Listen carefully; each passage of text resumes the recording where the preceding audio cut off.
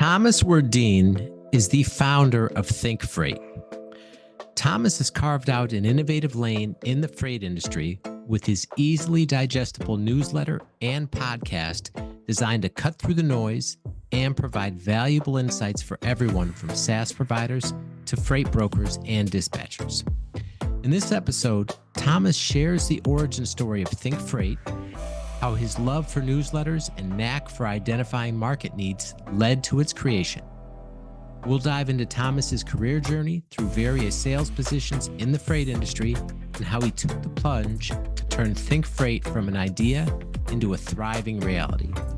Expect to hear about the challenges he faced, the strategic pivots he made, and the current trends he's observing in the freight market.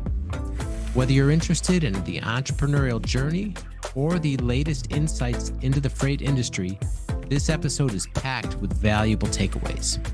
Stay tuned as we unpack Thomas's story, his vision for Think Freight, and his thoughts on the pressing issues like market capacity, exits, and freight scams.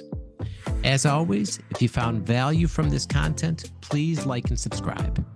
And now here's my conversation with Thomas Werdine. Enjoy. Hello, everyone, and welcome to another episode of the Beyond Fulfillment Podcast. I'm your host, Dave Goulas. This week, my guest is the founder of Think Freight, Thomas Werdine. Welcome, Thomas. Dave, thank you so much for having me, man. It's a pleasure to be on your show. Yeah, thanks so much for being here. If you could, for everyone, can you tell us what Think Freight is and how it got started? Yeah, definitely, man. So we're an easily to digest freight newsletter and podcast. So our biggest goal is to provide 5-minute digestible content for anyone in freight, whether that's a SaaS provider who's trying to understand what the market is so that they can sell properly, for whether that's a freight broker who's trying to understand how to sell to their shippers, a shipper who wants to understand, hey, how can I better look at my RFPs and better understand how the market's going to flow for my inventory, and for any dispatchers or drivers out there as well, who are just, like I said, trying to figure out the overall market in a really easy, in digestible format so that they don't have to spend, an hour a day diving through all of the content and all of the noise for things that may not relate to them or be relatable to their business. Okay. And how'd you get the idea to start this? I'm a big newsletter fan. I've always kind of gotten my news that way. So I'm a massive subscriber. I've probably subscribed to 30 newsletters in multiple different genres, and I don't look at all of them every day, but I look at a good chunk of them, probably 80% of them, and I just kind of got this thought, okay, there's a ton of individual freight newsletters. There's Freight Waves, there's TT News, there's Supply Chain Dive, there's Trucking Dive. There's all these different sources of news. And then you've got the bigger sources who also do really good reporting, like Bloomberg, Wall Street Journal. And I just thought to myself, where is there anywhere that you can really find this all in one place? And there was a couple of smaller at the time players who were doing this. Now there's just, I believe, just myself and one other player in the space. So I just kind of got this kind of overall feeling like, hey, if I'm thinking about this and wanting this, there's probably some other people out there that want this. And that definitely seems to be the case. We've summed up a lot of subscribers and interest over the last 18 months or so. Okay. And so you've had a career in freight. Yeah. Just looking at your background, right? A lot of several sales positions, whether for carriers and then also SaaS products. Is that right? Yeah, so I've been on the brokerage side most of my career, and then did a little bit with a small stint with a shipper, and then went into SaaS sales with SaaS sales on the freight tech side with Freight Waves. Okay. Okay. Got it. Yeah. And I myself, right, I'm relatively new to freight. Right. And I'm a subscriber, and I enjoy reading your newsletter just because it gets straight to the point, and I can find, like you said, some easily digestible type of content, right? That's meaningful and kind of cuts through some of the noise. So when you first had this idea, like what was it like getting this off the ground and turning this idea into something like tangible? So I started to subscribe to even more newsletters than I already was. I was trying to figure out my format, what I was trying to cover.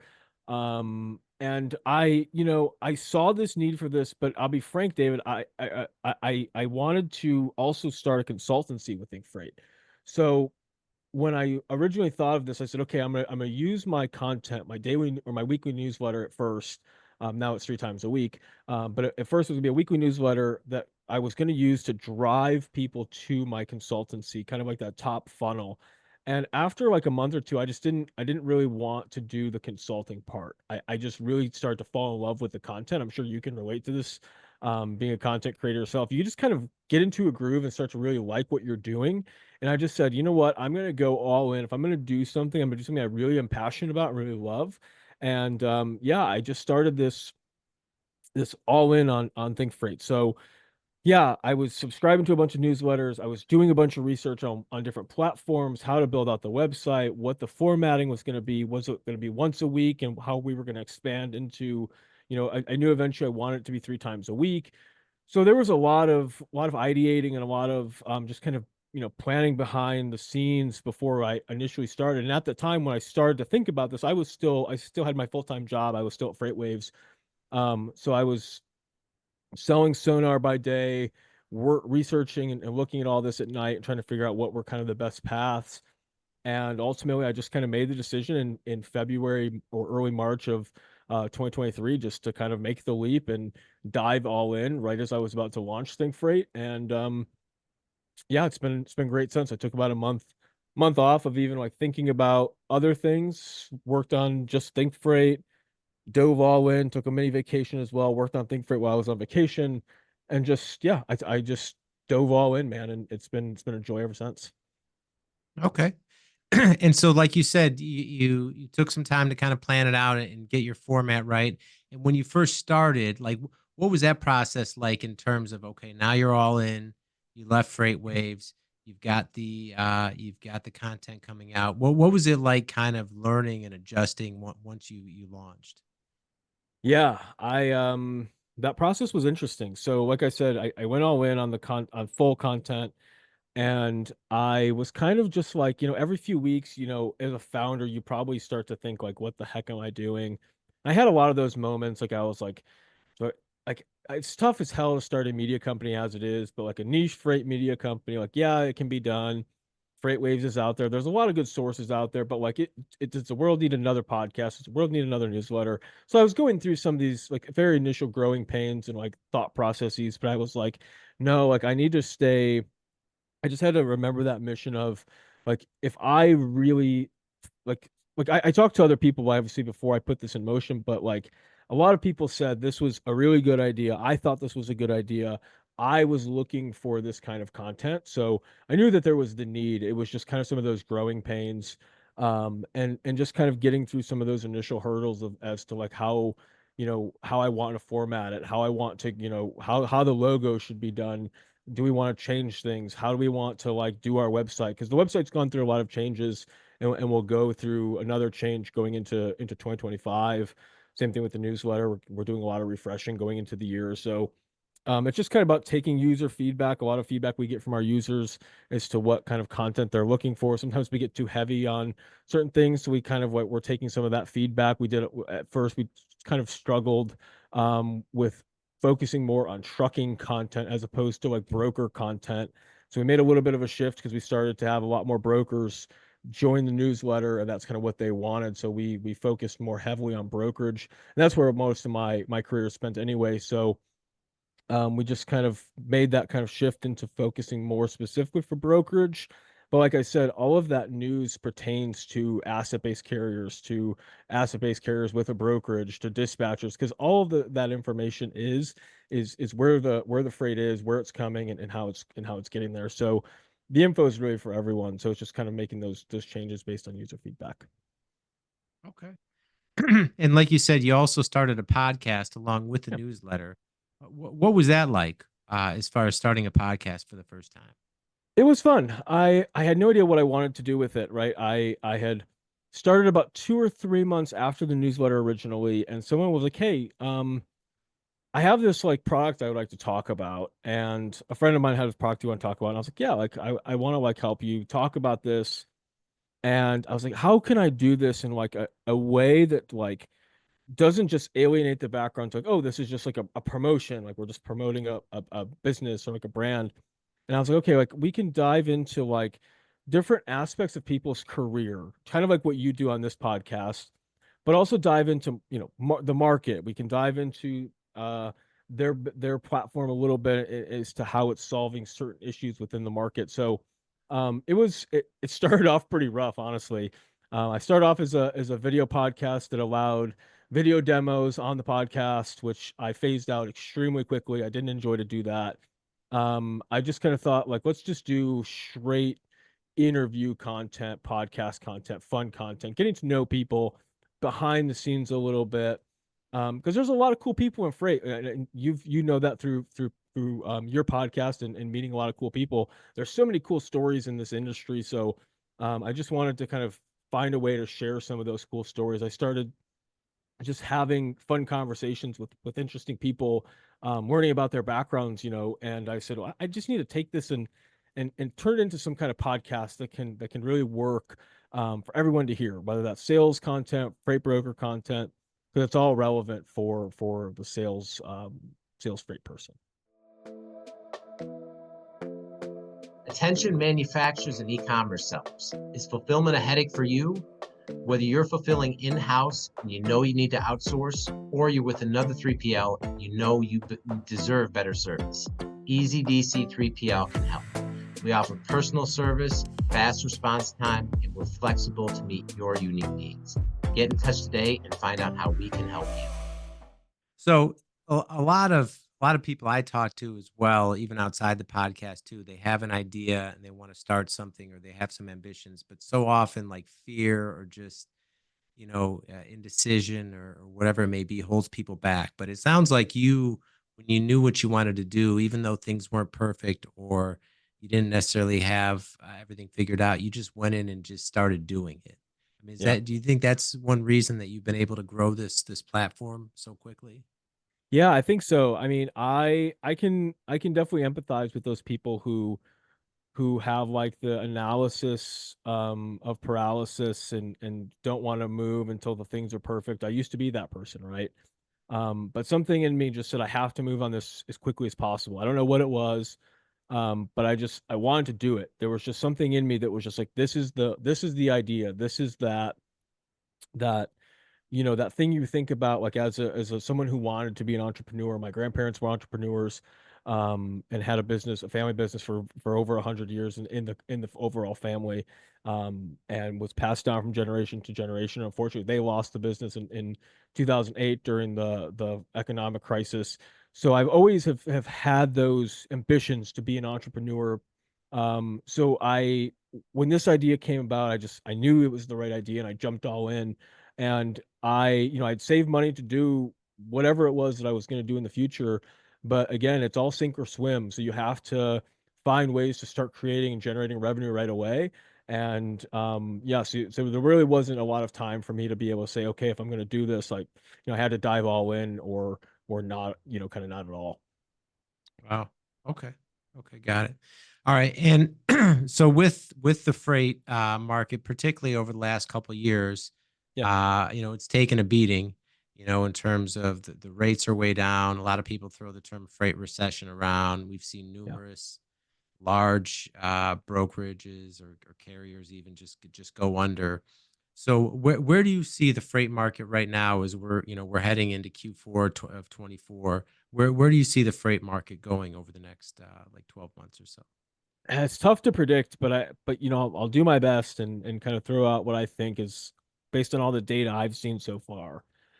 Um, we need more carrier exits. Unfortunately, capacity has to leave the market, and I'm not sure that we're seeing a lot of capacity actually exit.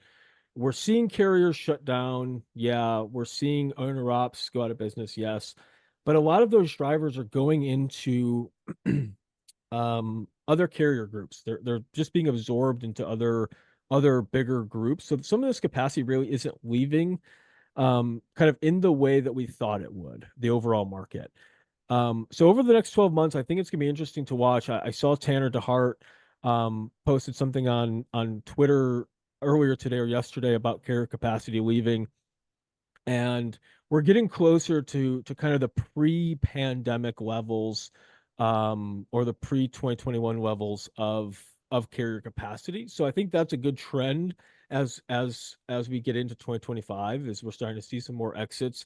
It is unfortunate. We don't want people's, dreams to end, and their company have to shut down. But unfortunately, there was just way too many companies that entered the freight market during what is called like the COVID gold rush of freight, right?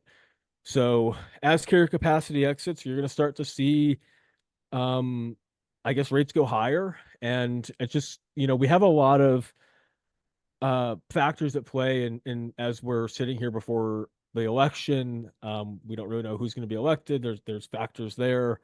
So there's a lot at play, but I think overall the market is going to start to trend upwards towards the summer. I think that obviously that's going to be some of that seasonal boost of produce, and then inventories for Christmas at the tail end of that. But I think we're going to start to see some more of that um, elevated freight coming into the U.S., elevated imports, as well as just the overall market being able to handle it a little bit less. So I think rates will go back up a bit by this time next year. I think we're going to have a good amount of carrier capacity that's exited. And yeah, I think that, kind of going into 2026, it'll be looking a lot better than we are today. Okay. And another thing that you cover very well within your newsletter is oftentimes these scams, or Yeah. whether it's stolen loads, or whatever the hot topic of the week is in that realm. I mean, that's certainly been something very, very big over the last couple of years with the double brokering and all the Yeah. scams and the things going on. I mean, where do you see that going? Because what I hear from so many people that at a macro level, authorities are not doing anything to address it, and the industry Yeah. really has to self police. But yet every week, it's like you're hearing a new scam and a new story of just a big load being stolen. It's tough. There's, these bad actors are adapting to our techniques a lot faster um, than we're able to like roll them out, right? I mean, I think it's kind of like as soon as we roll out a new tactic, they're kind of two steps ahead of us in terms of scamming, and it's not just double brokering at this point. I mean, it's phishing attempts, they're blatant phishing attempts going after carriers, after brokers to scam and hack, or to get credentials for, their load boards, to be able to then steal their identity. And so it goes even deeper than that. It goes into identity theft, it goes into stolen loads, it goes into pilferage, it goes into, this actual, I think on yesterday's newsletter, Monday's newsletter, there was two drivers. One driver was held up at gunpoint. Was, I believe, a FedEx driver was held up at gunpoint.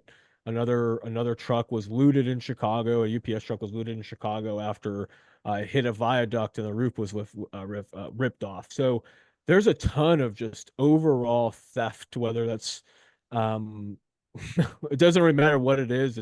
It's happening in this industry.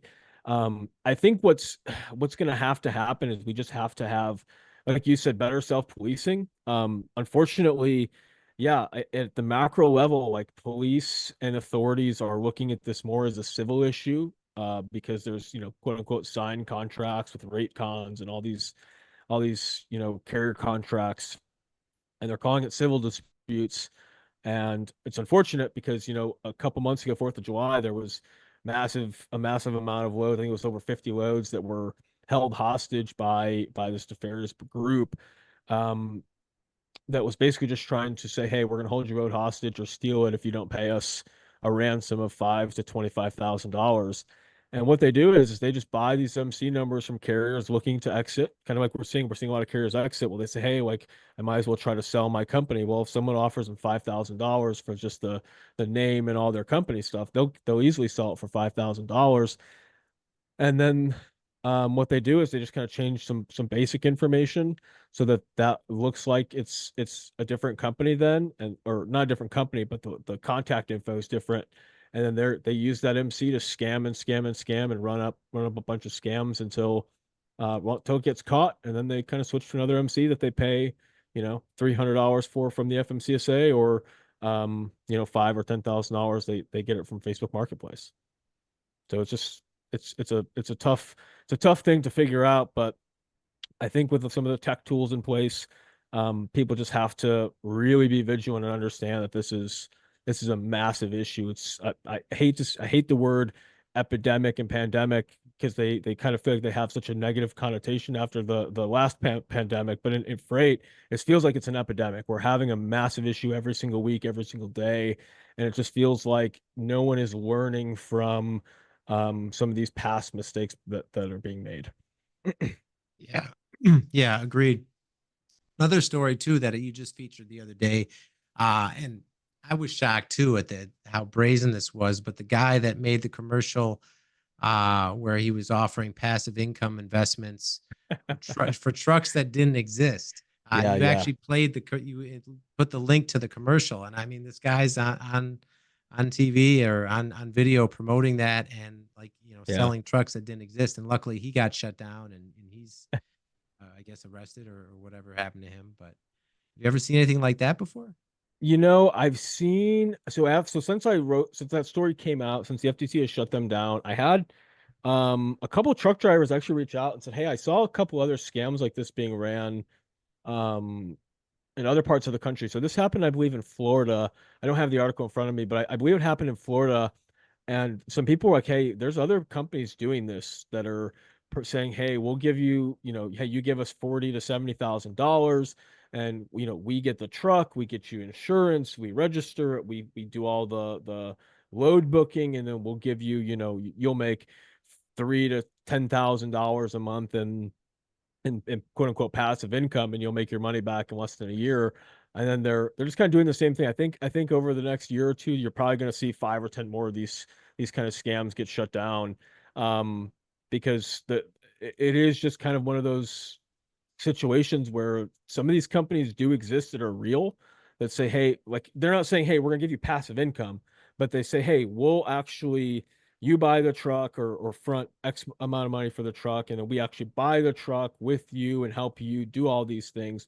There are legitimate companies that do that, but there's a lot of companies that see that and say, hey, we can scam off of this and run this for, I mean, this was going on for years. So um they are able to get away with it for quite a long time. And yeah, it just seems that trucking is ripe for fraud these days.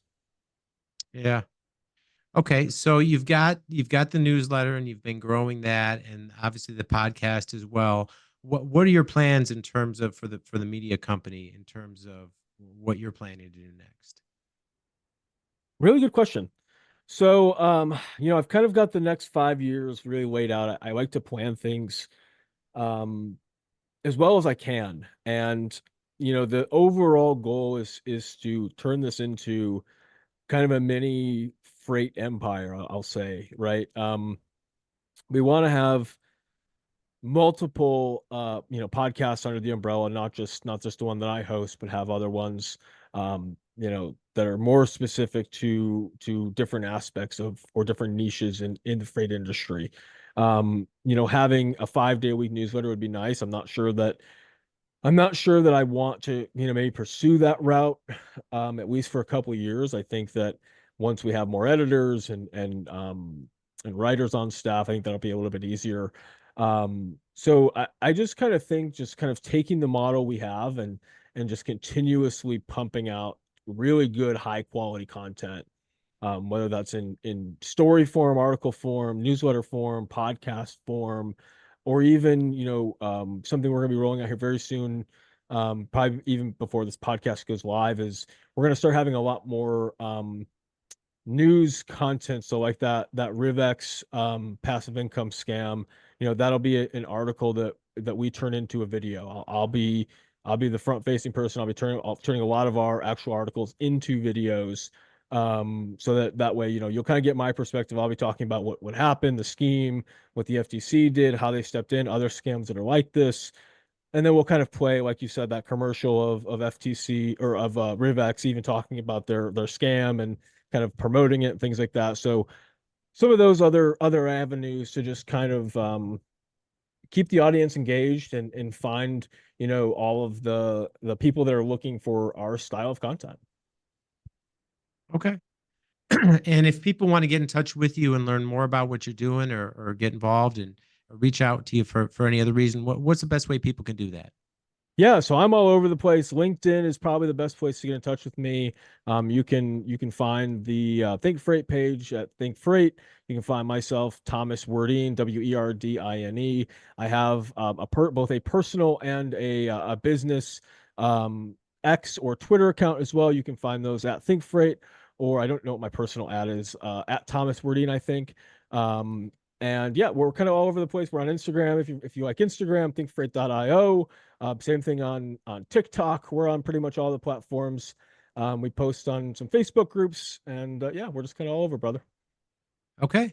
All right. We'll link all that in the show notes for everyone. Awesome. All right. Thomas, thank you so much for being here. Enjoyed our conversation. Really You too. appreciate it. That is all the time we have for now. We will see you next time.